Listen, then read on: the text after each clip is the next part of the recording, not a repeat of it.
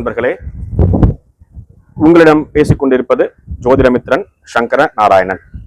இந்த பதிவில் எதை பத்தி பார்க்க போறோம்னா, ஜாதக ரீதியாக அல்லது ஜோதிட ரீதியாக நீங்கள் உங்களது எதிரிகளை வெல்வீர்களா, அதே மாதிரி உங்களுக்கு ஏற்பட்ட வழக்கு அதில் நீங்கள் வெற்றி பெற்று வருவீர்களா, இதை பத்தி தான் இந்த பதிவில் நம்ம பார்க்க போறோம். இந்த காலகட்டத்தில் பார்த்தீங்கன்னா, ஒருவர் மருத்துவர் ஆகணும், அல்லது சட்டம் சார்ந்த படிப்பை படிக்க வேண்டும், அல்லது இன்ஜினியர் ஆகணும் அப்படின்னா நிறைய போட்டித் தேர்வுகள் இருக்கு. அந்த போட்டித் தேர்வுல வெற்றி பெற்றாதான் அடுத்த நிலைக்கு நம்ம போக முடியும்.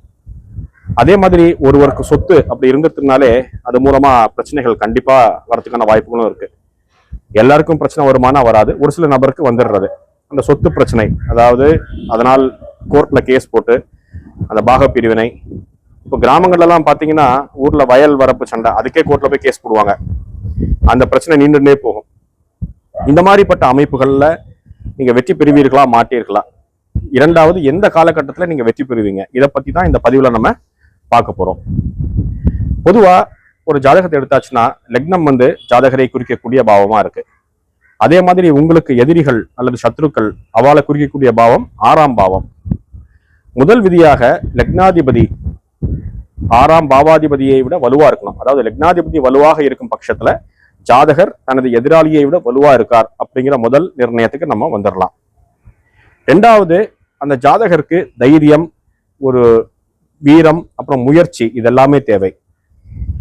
இதற்குண்டான பாவம் அப்படின்னு பார்த்தாச்சுன்னா 3ஆம் பாவம்.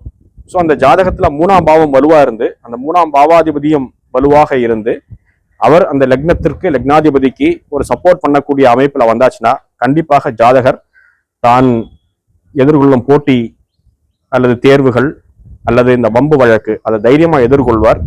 அதில் வெற்றி பெறக்கூடிய அமைப்பும் இருக்கும். ஏன்னா 3ஆம் பாவாதிபதியுடைய ஒரு சப்போர்ட்டும் இருக்கு அந்த ஜாதகருக்கு. மூணாவதா பாத்தீங்கன்னா காரகர் ஆன செவ்வாய். செவ்வாய் தான் ஒரு படை தளபதி அப்படின்னு நம்ம சொல்லுவோம். ஜென்ரலாவே இந்த 9 கிரகங்கள்ல படை தளபதி அப்படின்னா செவ்வாயை சொல்லுவோம். அவர் ஒரு வீரமிக்க ஒரு கிரகம். எந்த செயலியும் உள்ள போய் ஒரு கை பார்த்துருவோம், சண்டை சச்சரவு வந்தாலும் தயங்காம போறவர் அவர் தான்.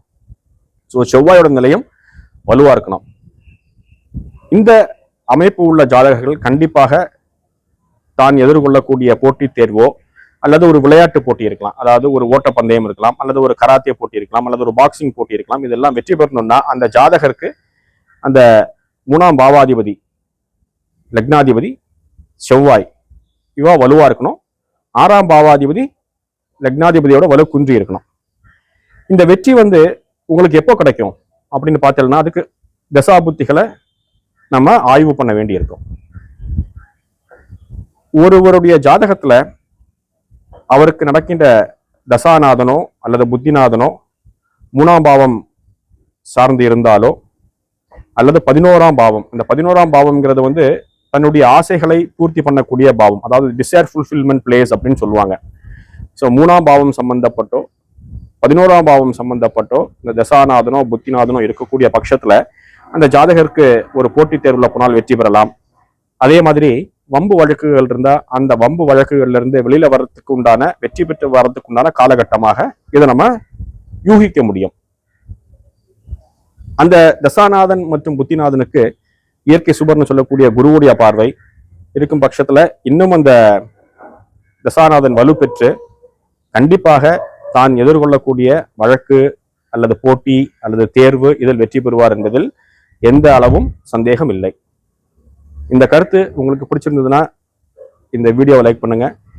என்னை பின்தொடர்ந்து வருவதற்கு இந்த சேனலை சப்ஸ்கிரைப் பண்ணுங்க. மீண்டும் அடுத்த பதிவில் உங்களை சந்திக்கிறேன். நன்றி, வணக்கம்.